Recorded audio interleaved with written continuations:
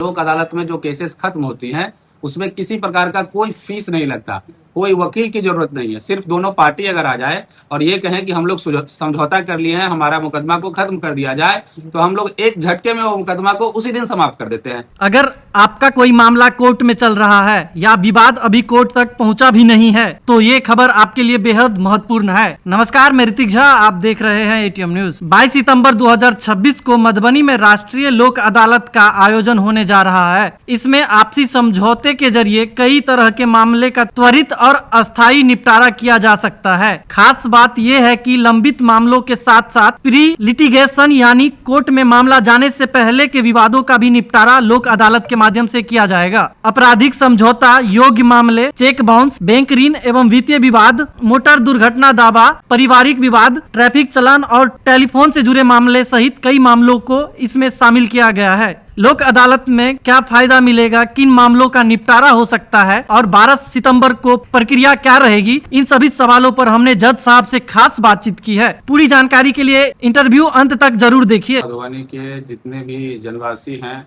उन सबको ये सूचित करना चाहता हूँ कि इस साल के ये तीसरे नेशनल लोक अदालत 12 सितंबर 2026 को होने जा रहा है और इस नेशनल लोक अदालत का ज़्यादा से ज़्यादा मात्रा में सभी लोग को लाभ मिले, इसलिए आप सबको बुलाया गया है कि लोक अदालत का प्रचार प्रसार हो और जो भी लोकजन हैं उनके मामलों को त्वरित और सस्ता तरीके से न्याय सब तक पहुंचे। इसके लिए हम लोग ये प्रचार प्रसार के लिए आप लोग को बुलाया। सब लोक अदालत में किस तरह के मामले को लेकर पहुंचेंगे लोग?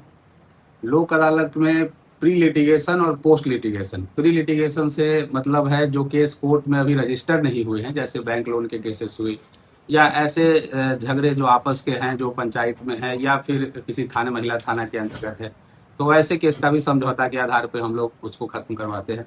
पोस्ट लिटिगेशन केसेस में जो केसेस आपराधिक सुलहनीय हैं, क्रिमिनल कंपाउंडेबल केसेस हुए, इसके अलावा 138 NI एक्ट चेक बाउंसेस के केसेस हुए, बैंक ऋण वसूली के जो केसेस कोर्ट में दर्ज हो जाते हैं वो केसेस हो गए, मोटर दुर्घटना MSCT के जो मुआवजा के लिए जो केस किए गए हैं वो सारे केसेस हैं, फैमिली मैटर्स केसेस हैं। आपको मैं बताऊं कि आपके माध्यम से जो ट्रैफिक चालान के केसेस हैं वो भी हम पिछले लोक अदालत से लेना शुरू किए हैं, तो इस लोक अदालत में भी ट्रैफिक चालान का केस का निपटारा होगा। टेलीफोन के मैटर्स हैं, इंश्योरेंस के मैटर्स हैं, ये सारे केसेस आप इस लोक अदालत में आके अपना समाप्त करवा सकते हैं। इस अदालत में दोनों पक्षों को मौजूद होना जरूरी है या फिर एक पक्ष भी आएंगे तो उनका भी सुनवाई होगा? ये देखने वाली बात है कि दोनों पक्ष किस केसेस के लिए। जैसे कि अगर आपराधिक मामला है तो उसमें दो पक्ष होते हैं, जिसने केस किया है और जो जिस पे केस हुआ है, दोनों पक्ष आएंगे तभी सुलह होगा। तो क्योंकि ये लोक अदालत में समझौता के आधार पे केस खत्म होता है तो दोनों पक्ष का होना बहुत जरूरी है। लेकिन जैसे केसेस, जैसे इलेक्ट्रिसिटी एक्ट के केसेस है, उसमें एक पक्ष सरकार होती है, सरकारी ऑफिसर्स होते हैं। तो आप सबको मैं बताना चाहूंगा ऐसे केसेस जैसे वेट एंड मेजरमेंट एक्ट के केसेस हैं, लेबर एक्ट के केसेस हैं और बैंक के केसेस हैं ना, तो इन सब में जो बैंक अधिकारी हैं, सरकार के जो पदाधिकारी हैं, वो सब यहाँ उपस्थित रहेंगे। तो आप आ जाएंगे सुलह करने के लिए यहाँ, तो हम लोग उसको सुलह करवा देंगे। वैसे केसेस में दोनों पक्ष की जरूरत नहीं होगी क्योंकि एक पक्ष यहाँ पहले से ही उपस्थित रहेगा कि हम वो बात को समाप्त कर सके। ठीक, तो वैसे केसेस में सिर्फ एक ही पक्ष जिनके हैं, जैसे बैंक के केसेस में, वो आ सकते हैं। और मैं आपको बताना चाहूंगा कि लोक अदालत में जो मामला सुलह होगा उसमें किसी की जीत किसी की हार नहीं होती, दोनों पक्षों की जीत होती है। और ये मामला जिस दिन लोक अदालत होता है आपको 1 रुपए का किसी वकील को कोई पैसा देने की जरूरत नहीं है। तो ये मामला सस्ता सुलभ तरीके से आप अपने मामलों को न्यायालय के माध्यम से समाप्त कर सकते हैं और यह अपीलीय नहीं है, मतलब यह अंतिम फैसला होता है।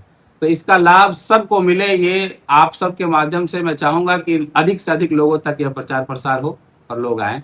जैसे कि सर जो लोग जो पीड़ित होंगे अगर वो आना चाहते हैं, आपने जो डेट बताया है, तो इससे पहले कुछ ऐसा होता है कि पेपर वगैरह कुछ सबमिट करना हो, क्या तरीका होगा कि उस दिन पहुंच पाएंगे लोग? 12 सितंबर 2026 को लोक अदालत है, लेकिन अगर आप चाहें तो हम लोग प्री सिटिंग भी करते हैं।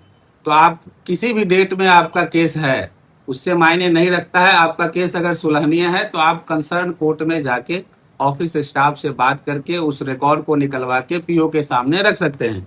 और हमने सारे जितने जुडिशियल ऑफिसर्स हैं सबको हमने निर्देश दिए हैं कि ऐसे किसी भी मामले में अगर पार्टी आता है तो आप उनका प्री सिटिंग करेंगे। प्री सिटिंग का अर्थ यह है कि लोक अदालत के दिन से पहले भी हम कभी भी अगर पार्टी आते हैं तो अगर वो सुलह करना चाहते हैं तो उनके हम सुलह को रिकॉर्ड के साथ लोक अदालत में समझौता के आधार पे उस मुकदमा को खत्म करने के लिए चिन्हित करके रखेंगे।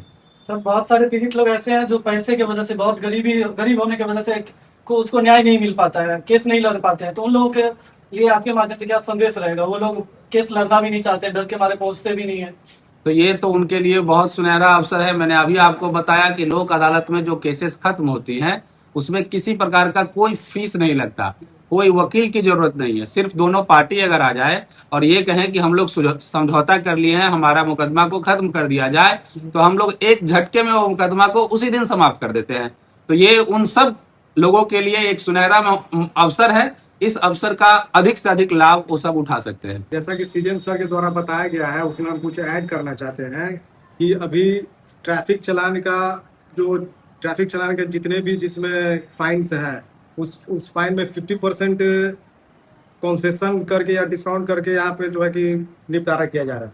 तो ये एक बहुत अच्छा मौका है लोक अदालत में, जिसमें कि ट्रैफिक चलान का जो केसेस है वो हम लोग खत्म कर सकते हैं। आज जो हम लोग प्रेस कॉन्फ्रेंस कर रहे हैं उसका मकसद ये है कि हमारी जो बातें हैं वो मधुबनी के सभी सम्मानित लोगों के पास पहुंचे कि लोक अदालत जो आयोजन कर रहे हैं हम लोग, उसमें ज़्यादा से ज़्यादा केसों का निपटारा किया जा सकता है और ये एक सुनहरा मौका है जिससे लोग फायदा उठा सकते हैं।